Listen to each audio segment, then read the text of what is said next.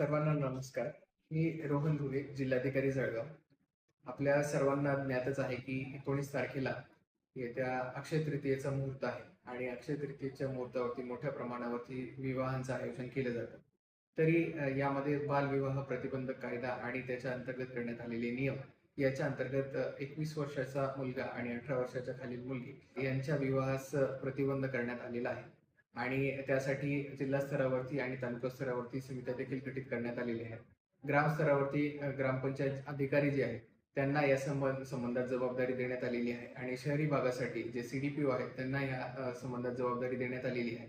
आपल्या सर्वांच्या निदर्शनास अशा प्रकारचा कुठलाही बालविवाह होताना दिसून आल्यास आपण 1098 या माहिती क्रमांकावरती आपण संपर्क साधावा किंवा आपल्या नजीकच्या ग्रामसेवक असतील किंवा आपले CDPO असतील किंवा अंगणवाडी सेविका, अंगणवाडी ताई, पोलीस विभाग, महसूल विभाग यातल्या कुठल्याही अधिकाऱ्यास संपर्क करावा आणि अशा प्रकारचे विवाह होण्यासाठी प्रतिबंध करण्यासाठी आपला सहभाग नोंदवावा अशी मी आपल्या सगळ्यांना विनंती करतो आणि आभार.